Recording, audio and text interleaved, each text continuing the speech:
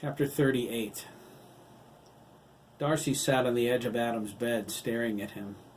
Adam stared back, his silver eyes never breaking contact with hers.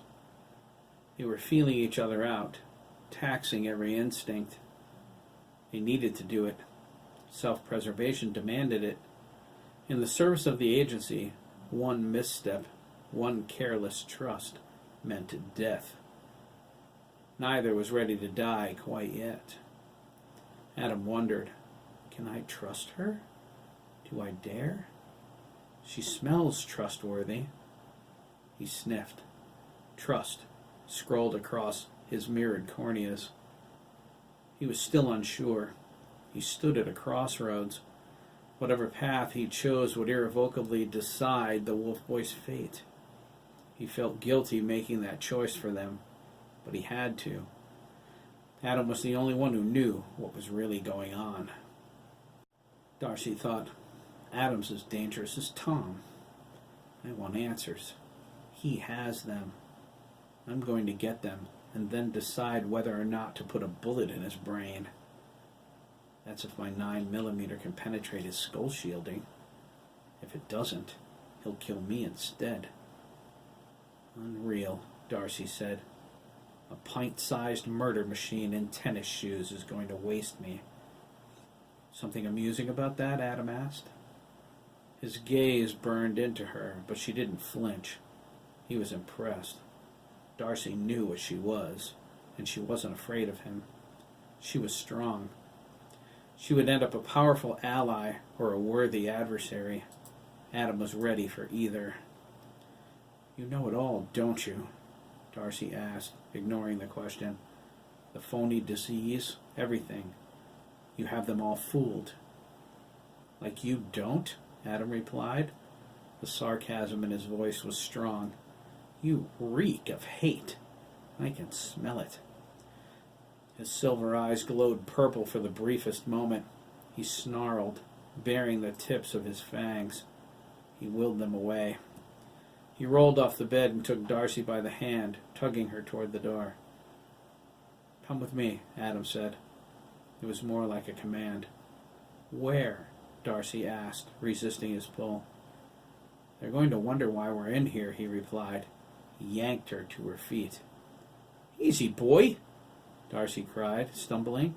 You're strong for a runt. Yes, I am, Adam said. Stronger, even. Where are we going? The greenhouse. There's limited surveillance there. I have to turn my rooms back on before they discover it's disabled. I don't have any video of you and I hanging out in my room. They would easily spot it if I tried to loop the short time you've been here. You have access to the security system? Darcy asked. Adam held his finger to his lips. He said, Wolf Boy God, reactivate the surveillance for my room. Affirmative, Wolf Boy God replied, deleting access log. That's, Darcy began, but Adam glared at her sharply. She nodded, understanding. Smooth move, girl, especially with the surveillance system active again. She followed him into the hallway. They could hear the other Wolf Boys in Corny's room. Their excited voices carried into the wing. The inspection was a smashing success. Daniel was making pizza for dinner as a reward. Edison raved about it. They never had pizza before. He wondered why. None of his pack brothers seemed to know. Adam scowled. He knew why. It was in Dr. Wainwright's log. Their food was bland and tasteless on purpose. The doctors feared that unnecessary sensory stimulation might overwhelm the programming of the Wolf Boys' implants and fuel emotions deemed dangerous. There was no TV allowed, no music, nothing that could trigger an uncontrolled emotional response. Dr. Wainwright wrote they would eventually learn different tastes, but presently they were focused on scents and sounds in the virtual learning lab. All kinds of new data uploaded to them each time they were hooked up to the computers. Adam hated the virtual learning lab. He hated laying his head down. He hated letting Wolf Boy 7 run the simulation that made Dr. McAllister think he was under their control. When he saw his pack brothers disabled by the flick of a switch, he felt less a human being and more like a toaster oven. Edison grew louder. Adam was glad. His rambling would cover their sound long enough for him to get Darcy to the greenhouse. He led her to the access door. It closed behind them. They headed across the lawn. Near the farthest wall where the glass lattice extended to the floor, Adam sat with his back against the panes. Darcy laid sideways next to him, looking out the windows at the falling snow. "The glass isn't cold," she remarked, feeling it with her fingertips. "It's insulated," Adam said, "and unbreakable. Now, anyway." They replaced it after the accident that set Oliver free. Darcy glanced around and asked, "Do they know we're here?" "Possibly," Adam replied. He pointed to the observation booth. "The computer logged our entrance. They can see us through there, but everyone's occupied at the moment." "How can you be sure?" Darcy asked. "I can hear all of them." "In Gamma Wing?" she asked. "In the entire complex, Agent Dubois," Adam said. "Even in Omega Wing." He flashed a sly grin. "I know all about the Omega Wolves." "That's amazing," Darcy said. "But I thought the soundproofing—" "Nope," Adam interrupted. "It's not enough against me." "And the other boys?" "As far as I know, I'm the only one." Darcy stood. "You seem confident I won't tell the doctors what you've told me," she said. "That's arrogant, Adam." "Arrogant?" Adam snapped. He extended his fangs and claws. They glinted in the light. He growled at her. Darcy whipped her pistol out of her shoulder holster. She trained it on him, right between his eyes. "Don't," she cautioned, squeezing gently on the trigger. "I think we understand each other now, don't we?" Adam asked, his voice an amalgamation of machine and human. His eyes blazed deep purple with bioscan. He smiled, detecting no fear. The intensity of Adam's wolf voice caused Darcy to step back. She returned her pistol to the holster. Adam willed himself back to normal. "You have full access to your implants?" she asked, sitting back down. "Yes," Adam replied. "Full." He added, "And to Wolf Boy God." "I saw that," Darcy confirmed. "You're not supposed to, you know. Your onboards shouldn't work that way." "You're talking about the cerebral partition?" Adam stated, more than asked. "The one built into Wolf Boy 7's operating system that separates my consciousness from the implants? I deleted it." "And they don't know?" Darcy asked, amazed. "A flaw in the project," Adam replied. "Too much dependency on the Wolf Boy God satellite, which in turn is programmed to be loyal to us first. Wolf Boy God covers for me, to protect me." "I see," Darcy said. "But not the others?" Adam shrugged. "I'm not sure they would understand. Up until now, it wasn't worth the hassle or the risk. They're very loyal to the agency." "And you're not?" "Are you?" Adam asked. He glared at her. Her guard was down. She felt naked in his gaze. There was nowhere to hide, so she dropped her guard entirely. He sniffed her wrist, holding her hand tightly in his. Adam inhaled.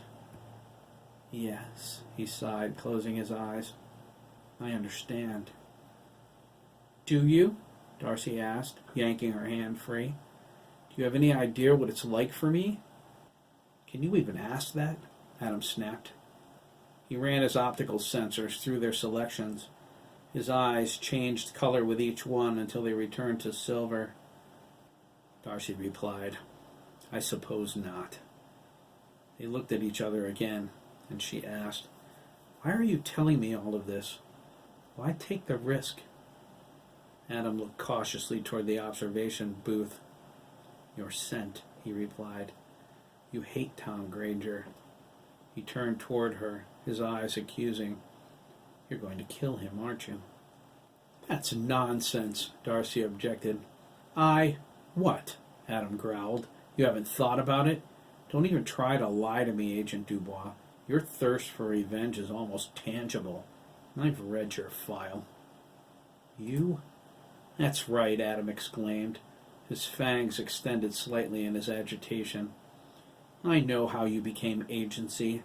He stole your life. The time will come when we'll need each other, Agent Dubois. Do you think you can hide your true feelings from the director forever? What happens when you can't? Darcy said, He'll sanction me. That's right, Adam said. Dead bang. That doesn't explain the purpose of this little talk, Fields, Darcy shot back. She didn't like being ripped wide open. Adam knew too much about too many things. I was getting to that. Please do. Adam looked at her and sniffed. With a satisfied expression, he told her everything. He began with the day he gained access to the Wolf Boy God's satellite. He would never forget the first time he heard it say, Wolf Boy God is online. Its words boomed straight into his head. Good evening, Wolf Boy 7. Adam nearly wet his boxers. He spent weeks following a trail of programs through TCOS, each one dead-ended at the same point. Adam didn't see how that was possible. They connected to the primary system. He assumed they were pathways created by Dr. McAllister to lead the unauthorized on wild goose chases. Adam discovered that wasn't the case. Some programs originated from that void. He found links to NORAD. Those were encrypted in a manner that would take extensive time for him to decipher. It wasn't worth the effort. What he was looking for was right here. Another link led to the global communications network that belonged to AT&T. Accessing this was child's play. He found his way to the internet.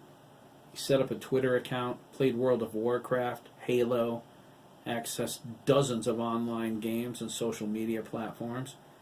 He communicated with people outside the complex. They were a wealth of information.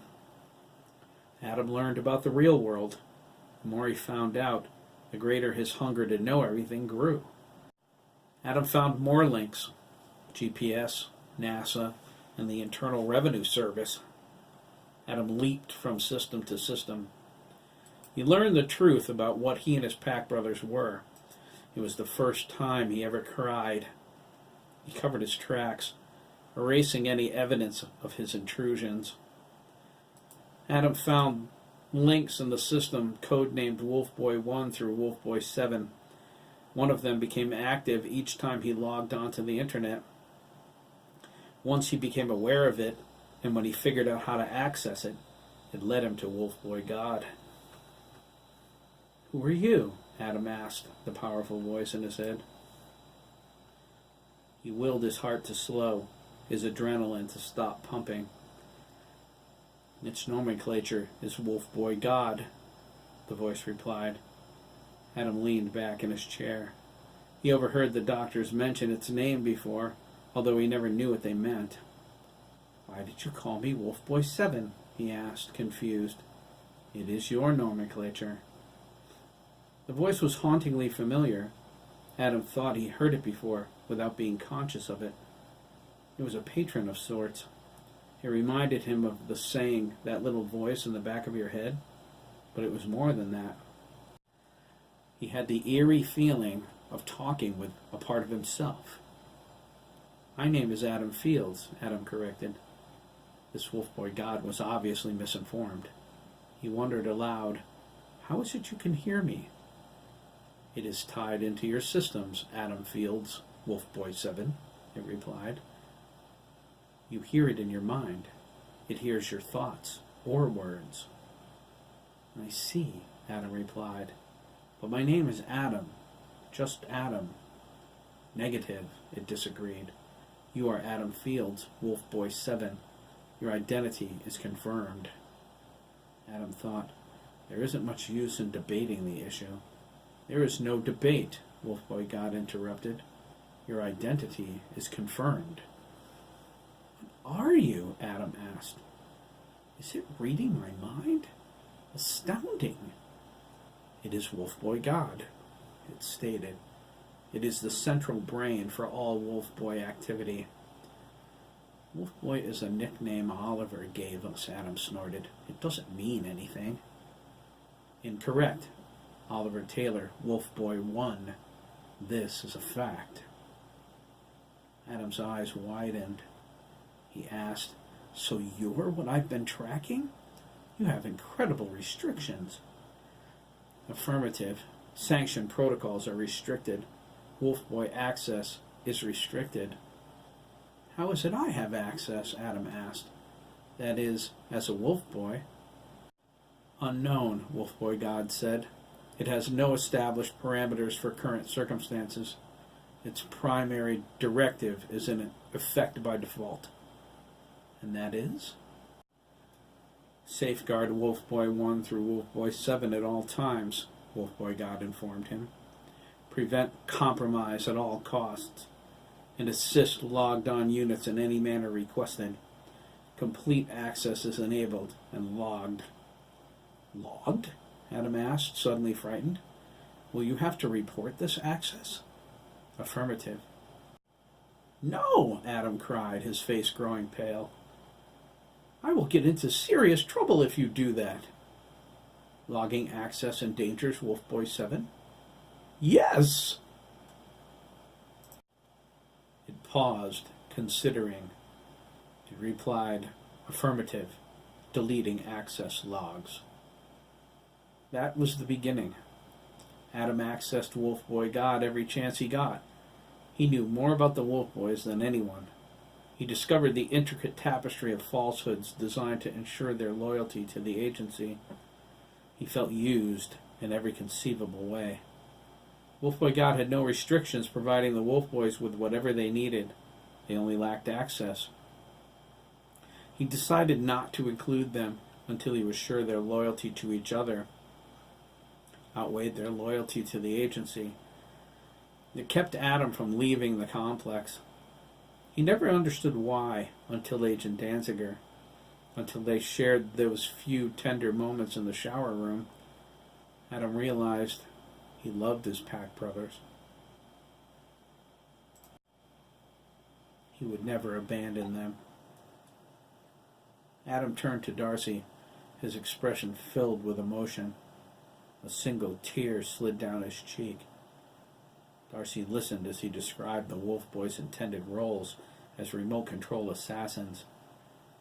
That's what the Wolfboys are, right? Adam asked resentfully. Throw a switch, the implants are in control, and the boy goes away. That's what we're destined to be. With Tom Granger's hands on the controls, who will be able to stop us? Anyone? Not likely. We're the most dangerous beings on Earth. He glared at Darcy, his eyes filled with accusation. What would the director do with such a force, Agent Dubois? What would he do with limitless power? I'm not sure, Darcy began, but she stopped. Aren't you? Adam whispered, lowering his gaze. Her face darkened. Maybe. But Tom loves this country. And soon he can remake it in any way he chooses, Adam said. What happens to us then? Do you think he'll let us live our lives? No. We'll be on remote control forever. How do you know all of this? Darcy asked. Adam touched the tip of his nose. I can smell it. Oh, get real, Darcy cried. And? He continued. I've read the director's personal log. There's some fascinating stuff in there, especially today's entry. Darcy set her jaw. Show me, she demanded. Adam shook his head. Not yet. Soon. When? She asked. I won't believe you until then. I'll show you, Adam said, but only when they're too occupied with Oliver to notice you're in my room. Wolfboy God can cover for me. But you? He shook his head. Darcy thought, okay, Fields, The ball's in your court. Right now, you're the bigger threat. You better be able to show me you're not the one who needs a bullet.